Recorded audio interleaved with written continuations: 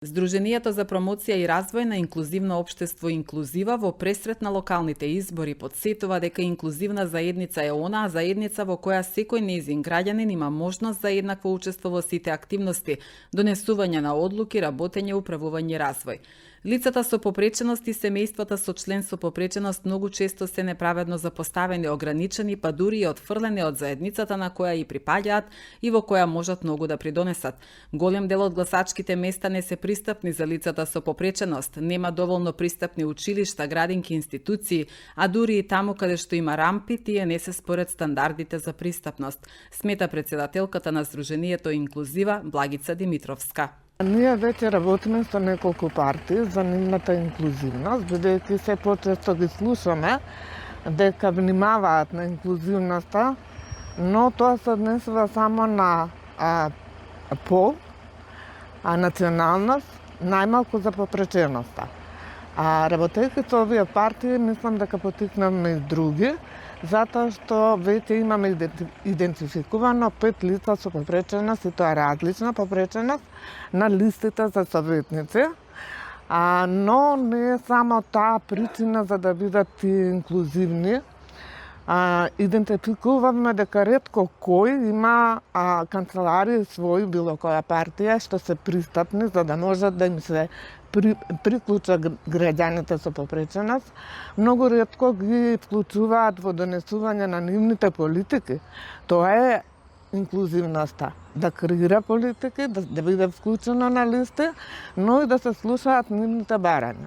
Самите сме сведоци, еве во градот Куманово, но тоа се пресликува и во другите општини. Улиците се зафатени со возила, тротоарите се зафатени со возила, иако се повеќето не спуштени, но и да сака некаде да излезе самото лице и да биде активно, треба да помине по тротоари, по улица.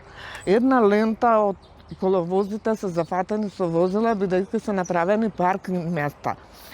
Тоа е се пречка за функционалноста во локалната заедница и понатаму во политичкиот живот. Институциите се физички непристапни за да остварат некои права. Образованието исто така, градинките, комуникацијата, различни бариери ги спречуваат тие да бидат еднакви како сите други граѓани. Ние апелираме, но и работиме со политичките партии. Се надеваме дека во програмите ќе бидат вклучени повеќе нивни права што треба да ги остварат на локално ниво, но и каде нешто што нема вклучено, ние секако ќе дадеме конструктивни критики за поправка на локалните политики. Останува проблемот со непристапноста на гласачките места. Сите знаеме дека се гласа највеќе во образовните институции, каде што се вклучени децата со попреченост. Има мали подобрувања, но сепак идентификуваме дека рампите што се прават од надвор не се според стандардите за пристапност. То објавивме едно видео да ги слушнат стандардите кои се и каква е пристапноста.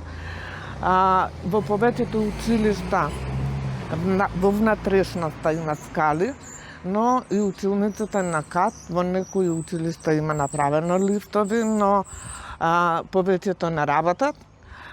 Не се внимава на таквиот проблем, иако кога се прави нешто за сите граѓани, треба да е пристапно за сите. Не се однесува само за граѓаните со попреченост, што правиме со луѓето кои се старани, мајките со дечиња, со бибиња во количка, истиот проблем го имаат.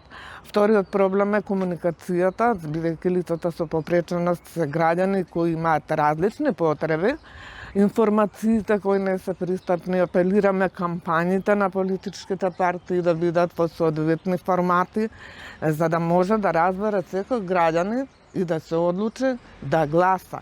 Вака, лицата со попреченост се неинформирани доволно и не се вклучуваат во овој политички изборен процес.